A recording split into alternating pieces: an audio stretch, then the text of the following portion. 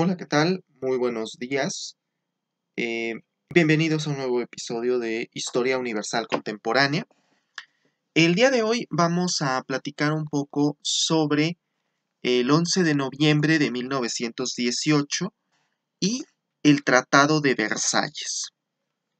En el capítulo pasado estuvimos platicando sobre el desarrollo de la Primera Guerra Mundial y llegábamos precisamente al año de 1918.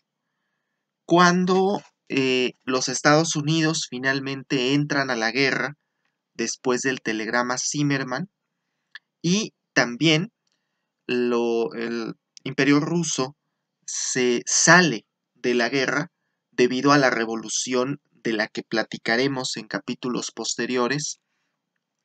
Entonces, estábamos ya en el punto en el que la guerra se empieza a definir finalmente hacia uno de los dos bandos, es decir, entre los imperios centrales y los aliados, pues empieza a haber ya una notoria desproporción militar, sobre todo a partir de agosto de 1918, cuando las tropas norteamericanas finalmente llegan y empiezan a, a atacar.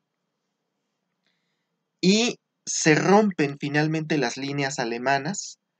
Hay que entender, antes de tratar de hacer el recuento, hay que entender que el ejército alemán, siguiendo a Margaret Macmillan, el ejército alemán, a pesar de que más adelante dirían que esto no era cierto, sobre todo las afirmaciones de Hindenburg y del propio Hitler, sí había sido derrotado en el frente en 1918 y de manera bastante decisiva.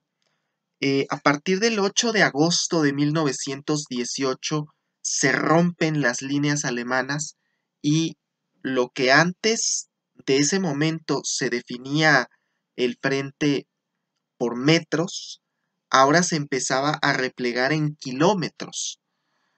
Vamos, el ejército alemán empieza a perder todo el territorio que había ganado durante la guerra, el poco territorio francés que había ganado en 1914, lo empieza a perder de una manera amplia y masiva en el otoño de 1918. Y a partir de ahí, en el Reichstag van a empezar a surgir voces a favor de la paz, las voces que antes en el Parlamento alemán exigían que se continuara con la guerra y votaban a favor de la guerra, ahora empiezan a pelear por la paz, a decir, ya queremos que esto se acabe porque la situación está crítica. Tenemos que entender además que la gran mayoría de los alemanes no vieron como tal la derrota militar. No tuvieron en el frente, frente a ellos, vamos, la derrota militar que sufrieron en el frente. En las líneas del frente, pues estuvo la derrota, pero en el territorio alemán no. Como ya lo habíamos platicado en la sesión anterior, la, la Primera Guerra Mundial, sobre todo en el frente occidental, perdón, en el frente occidental se definió en gran medida en Francia. Se libró prácticamente toda la guerra terrestre, se libra en Francia, la mayor parte, y precisamente por eso es por lo que los alemanes no vieron la derrota. El pueblo alemán, el ciudadano de a pie, no vio con sus propios ojos la derrota militar que sufrieron en agosto-septiembre de 1918. A excepción de la zona de Renania, que sí fue ocupada militarmente, que es la zona de frontera con Francia, a excepción de esa zona, todo el resto del imperio alemán no vio como tal la derrota que sufrieron en el frente.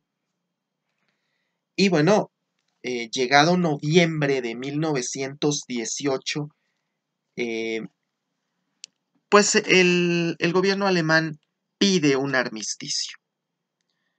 El armisticio entraría en vigor el día 11 de noviembre de 1918 y lo que fue un llamado a parar las hostilidades, todos los actores de la guerra, todos sin excepción, lo vieron como un llamado a negociar la paz.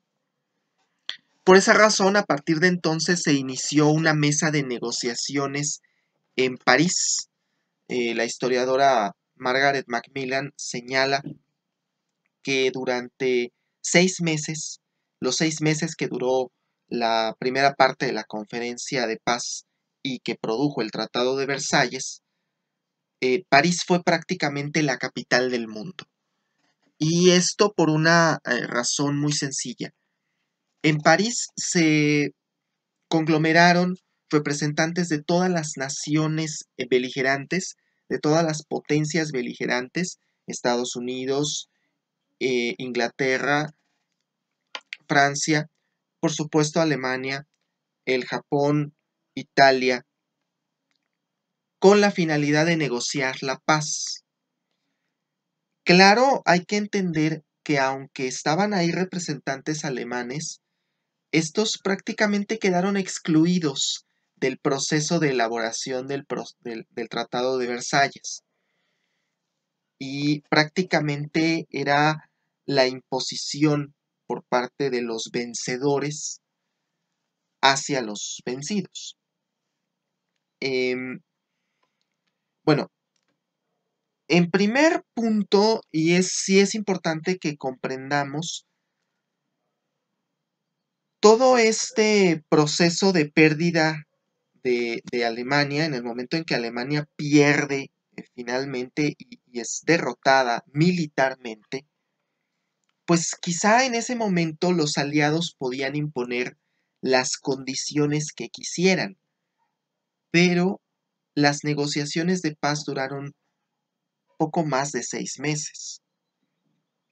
Comenzaron en noviembre de 1918, noviembre-diciembre de 1918, y tendrían un tratado que se firmaría el 28 de junio de 1919 en el Palacio de Versalles. Estos 6 meses hacen en gran medida la diferencia entre una imposición de condiciones y una negociación más ordenada de las condiciones. Porque quizá si en 1918, en diciembre, se hubiese firmado un tratado de paz, pues Alemania lo hubiera aceptado de mejor grado que el tratado que firmó en Versalles en 1919. Pero lamentablemente aquí es donde encontraremos una de las causas de la Segunda Guerra Mundial. Como ya lo había platicado anteriormente, los historiadores, la gran mayoría de los historiadores, tenemos la idea de que la Segunda y la Primera Guerra Mundial son en realidad dos guerras que están íntimamente relacionadas al grado de fusionarse en una sola. El historiador Eric Hobsbawm señala que en realidad es un periodo. Dice él, cuando hace el recuento de la historia del siglo XX, lo divide en tres y dice, el siglo XX comienza con la historia de las grandes catástrofes y debe comenzar con el relato de la guerra total. Y la guerra total es de 1914 a 1945. Son las dos guerras mundiales y los procesos que hay en el inter de esas dos guerras mundiales. Y una de las razones por las que se estima de esta forma es porque la firma de los tratados que vagamente nosotros ubicamos como Versalles, ahorita voy a tocar ese punto, pero la firma de los tratados de paz y las condiciones que impusieron esta serie de tratados son los que finalmente provocarán la Segunda Guerra Mundial, porque son condiciones, eh, por decirlo menos, leoninas, aunque de una manera más amplia son condiciones verdaderamente excesivas. La situación es esta. Al inicio de las conversaciones de paz existen una serie de posturas encontradas y también hay consensos. Esto sí es muy importante de comprender porque hay una serie de consensos que están tácitamente implícitos. La historiadora Margaret Macmillan nos dice que este mito que a veces se ha creado de que Francia era vengativa y que Estados Unidos buscaba perdonar y que el Reino Unido estaba en un punto intermedio entre esas dos ideas, es totalmente falso. Nos dice, había un consenso general de que las condiciones tenían que ser punitivas para Alemania. Ojo, oficialmente el presidente Wilson había elaborado un plan de 14 puntos para conseguir la paz y entre ellos pareciera que se trata de una paz sin vencedores ni vencidos, pero no es del todo así. Si nosotros leemos con más detenimiento ese plan de 14 puntos, podemos encontrar que sí hay una intención punitiva hacia Alemania, aunque quizá no en las condiciones tan hostiles en que se dio en el Tratado de Versalles.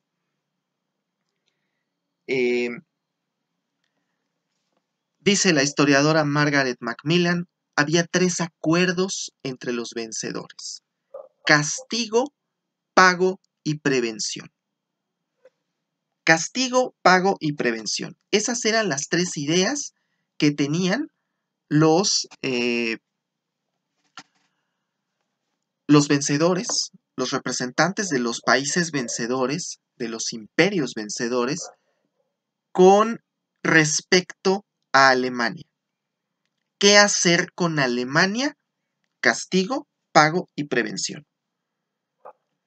Castigo, que pague, que quede castigada por la guerra que generó.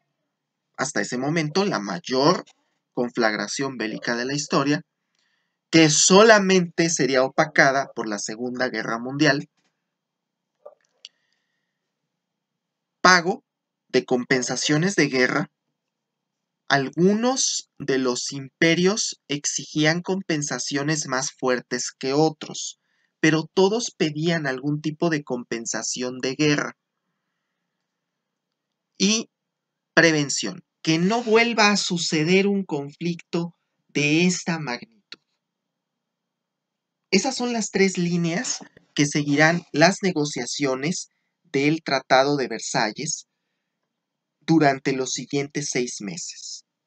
Y serán una serie de negociaciones muy ríspidas,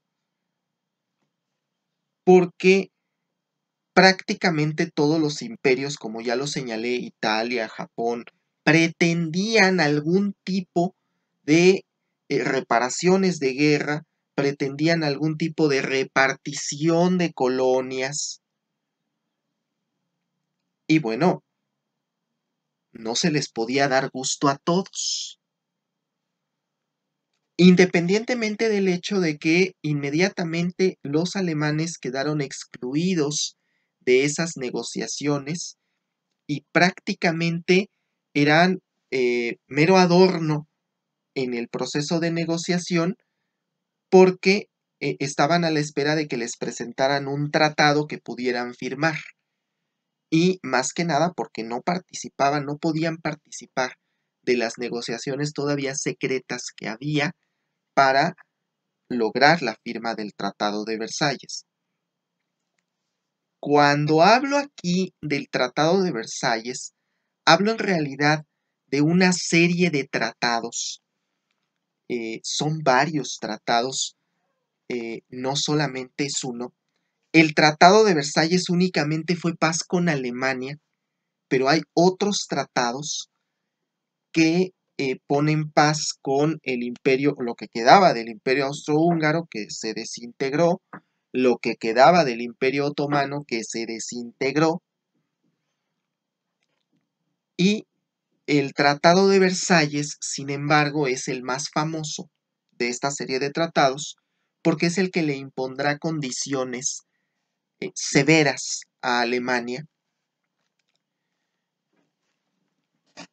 El historiador Eric Hobsbawm señala que son 5 consideraciones principales que tenían los vencedores con la intención de la firma de este tratado. Decía, el derrumbamiento de un gran número de regímenes en Europa. Al finalizar la guerra, están derrumbados algunos de los imperios y entonces tenemos que reorganizar, ¿sí? La intención de reorganizar, porque se han derrumbado muchos de los regímenes en Europa y tenemos que ver cómo va a quedar ahora el banquete de las naciones, por llamarlo de alguna forma. Controlar a Alemania. Segundo, controlar a Alemania como una necesidad. Tenemos que controlar a lo que queda del Imperio Alemán, que se va a convertir en la República de Weimar.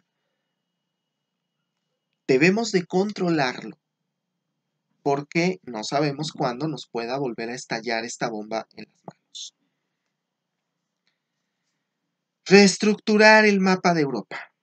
Tercer punto, reestructurar el mapa de Europa, porque, como ya lo dije, muchos imperios han caído y ahora hay que comenzar a reestructurar cómo va a quedar el mapa de Europa, qué países van a quedar, y es aquí en donde van a tener gran participación los grupos nacionalistas, los movimientos nacionalistas y la intención de generar naciones étnico-lingüísticas en las zonas de Europa.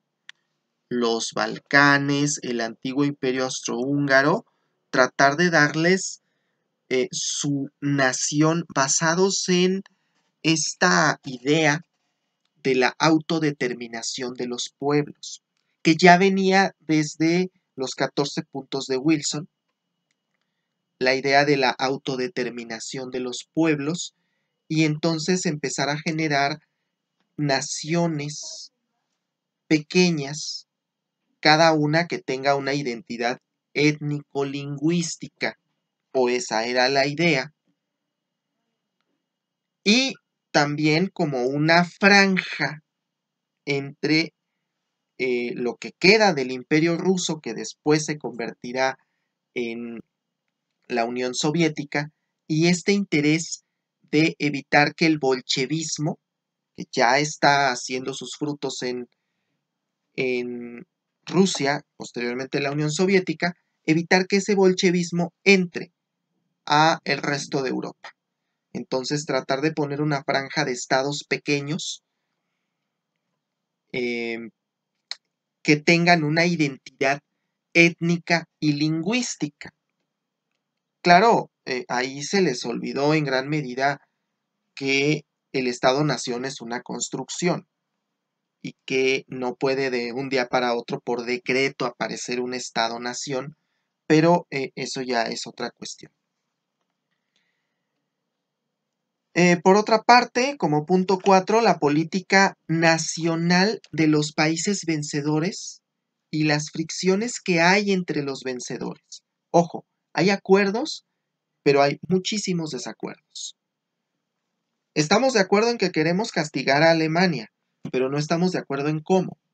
Estamos de acuerdo en que queremos pago, pero no en cuánto, ni en cómo, ni en cuándo. Estamos de acuerdo en que debemos prevenir una Segunda Guerra Mundial, pero no en cómo hacerlo. Estas rispideces, de hecho, van a provocar que, por ejemplo, los Estados Unidos no quieran pertenecer a la Sociedad de las Naciones. Finalmente declinen de pertenecer a la Sociedad de las Naciones.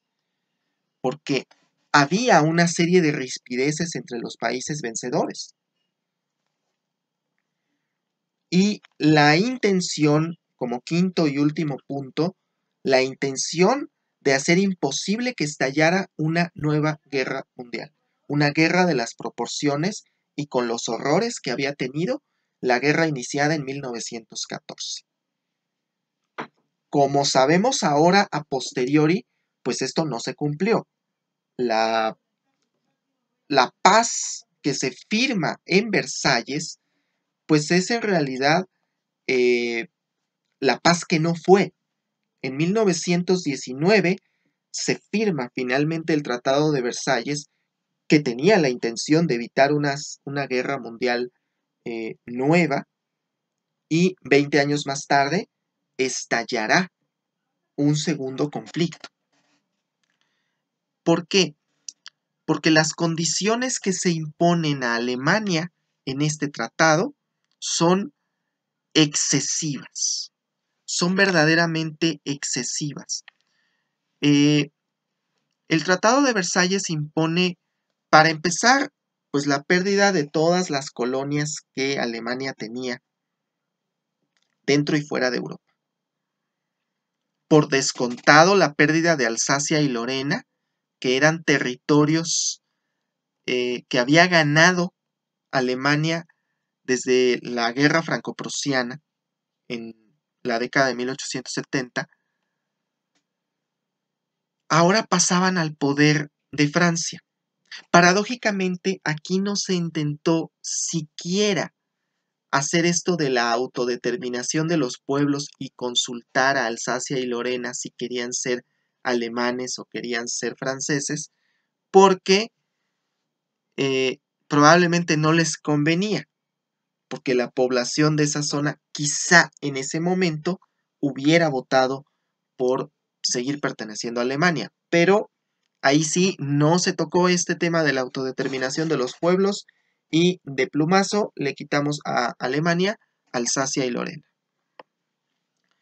Luego, imponemos una serie de condiciones a Alemania, condiciones militares. No puedes tener un ejército por encima de los 100,000 hombres. No puedes tener fuerza aérea. No puedes tener, vamos, lo último en tecnología no lo puedes tener. Y limitar a Alemania en la posible creación de un ejército clandestino. ¿En qué sentido? Eliminar el servicio militar obligatorio en Alemania.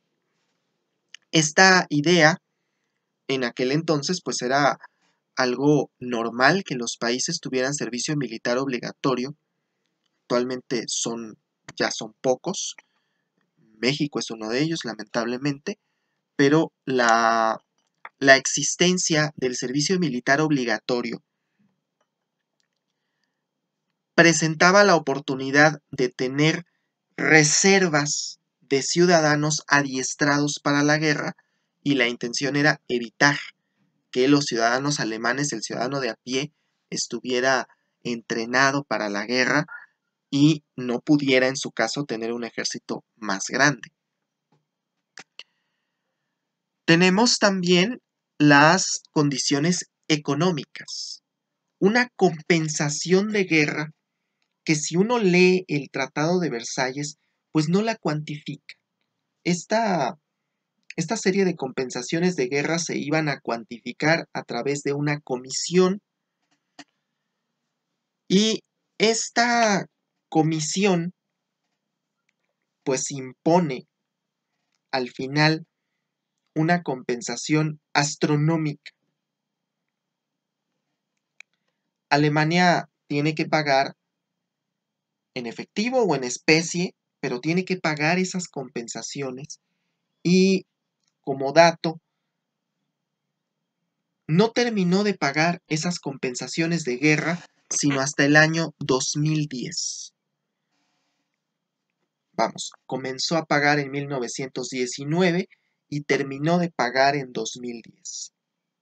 Ya platicaremos también más adelante cómo fue que esto además se interrumpió durante la Guerra Fría porque había dos Alemanias y bueno, a cuál de las dos le cobro, pero entender que estas compensaciones de guerra tomó un siglo entero pagarlas, prácticamente.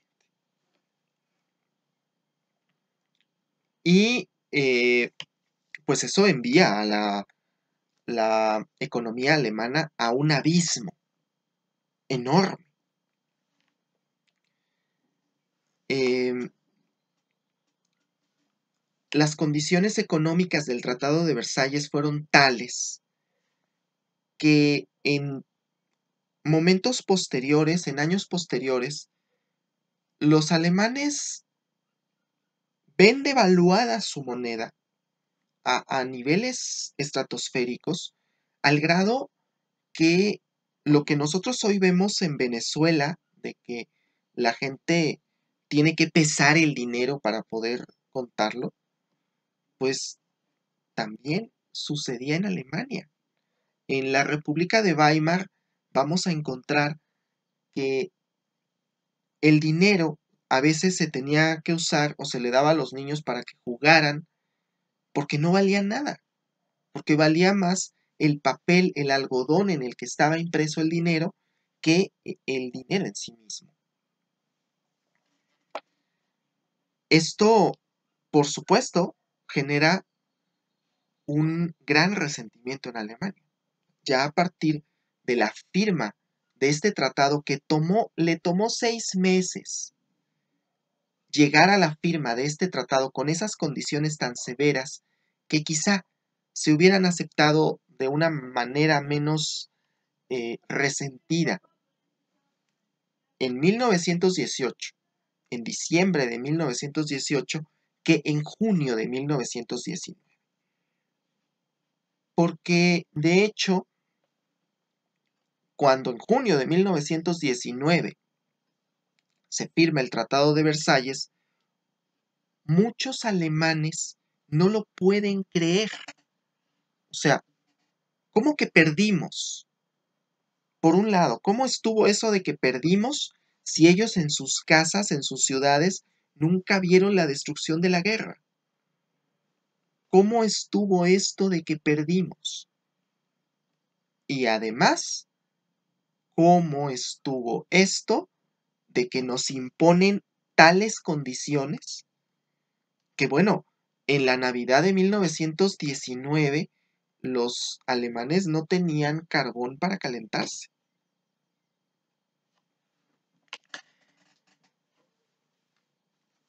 Esto va a generar un profundo resentimiento. De hecho, Adolf Hitler era en ese momento cabo del ejército alemán que en combate había quedado, eh,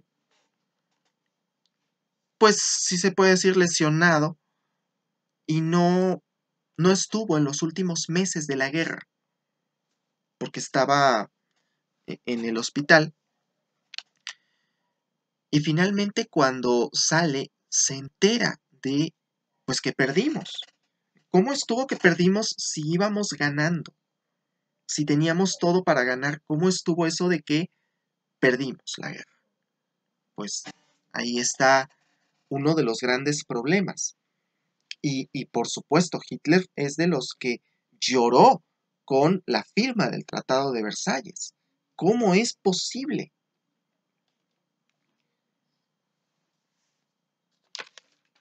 Es importante entender que la firma del Tratado de Versalles en el 28 de junio de 1919 conlleva a Alemania una crisis económica, pero también una crisis moral que va a ser el caldo de cultivo perfecto para que años más tarde los movimientos nacionalistas y nacionalsocialistas tengan auge, tengan importancia y puedan hacerse con el poder en la década de los 30. Y finalmente, la creación del organismo de la Sociedad de las Naciones no fructifera porque se excluye a países como Alemania, porque Estados Unidos no tiene participación y porque en realidad pareciera un foro, una extensión de esta conferencia de paz en la cual Alemania y los vencidos están excluidos completamente y solamente es imponer, imponer e imponer condiciones. Dice Winston Churchill, el sistema creado en el Tratado de Versalles era absurdo. Alemania tenía que pagar puntualmente sus gastos de guerra y además se tenía que endeudar con Francia para poder seguir subsistiendo. Y esto reducía el problema al absurdo cuando no podía Francia prestarle, porque no tenía dinero, le tenía que pedir prestado a los Estados Unidos y Estados Unidos no le prestaba a Francia si eso era para prestarle a Alemania. Entonces, un absurdo total. Al finalizar su texto sobre la Primera Guerra Mundial, Winston Churchill hace una reflexión. Dice, ¿ha sido este el final? ¿Ha sido simplemente un capítulo más de una historia cruel e insensible? ¿Será inmolada a su vez una nueva generación de galos y teutones para ajustar cuentas entre galos y teutones? ¿Se desangrarán otra vez y exhalarán su último suspiro nuestros hijos en tierras devastadas? Pareciera premonición lo que está escribiendo Churchill, porque 20 años más tarde, pues otra vez una nueva generación de jóvenes es inmolada en la guerra y en la que fue también la guerra más mortífera de la historia y que es la única que logra opacar en sus horrores a la primera. La población civil estaba deseosa de paz, pero hay una cláusula del Tratado de Versalles que no se nos debe de olvidar, ese infame artículo 231, que le echa toda la culpa a Alemania. Las naciones aliadas indican y Alemania reconoce ser la única responsable del estallido de la guerra. Hay una crisis moral en Alemania por esto, porque, bueno, nuestro aliado fue el que fue agredido. En Sarajevo fue Austria la agredida. Esa era la impresión. ¿Cómo que nosotros tenemos la culpa de la guerra, de una guerra en la que fuimos agredidos? Y esto va a generar en Europa, sobre todo en Francia y en Inglaterra, una animadversión a los alemanes. Una terrible animadversión hacia Alemania y todo lo que tuviera que ver con Alemania. Y ese era un problema. Porque en un continente en donde normalmente las personas pueden atravesar la frontera sin tantas complicaciones, un alemán en Francia era desprestigiado, era vejado y los aliados no querían viajar a Alemania, ninguno de los que vivían en los países aliados querían viajar a Alemania y la economía alemana se ve en una seria, seria crisis.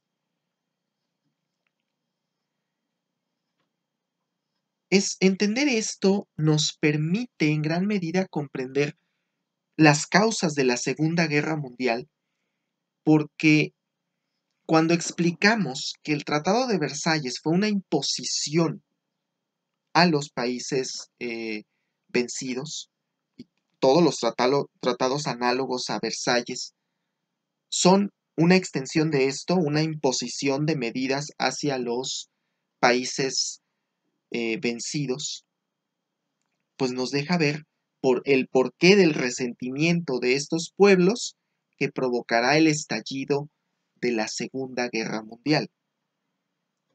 Cabe hacer mención que muchos de los países que reclamaban compensaciones de guerra no se ven favorecidos. La gran mayoría de las compensaciones son hacia Francia, principalmente hacia Francia. Y el resto de los países que exigían compensaciones de guerra, pues se quedan sin ellas. Ahora, cabe pensar qué tan grave hubiera sido, qué tan leonino hubiera sido ese tratado si en un momento dado se hubiesen impuesto condiciones de pago a todos los países involucrados. Quizá la deuda no se hubiera terminado de pagar en 2010, quizá apenas estaría Alemania pagando todavía esa deuda. Bien, hasta aquí voy a dejar el tema.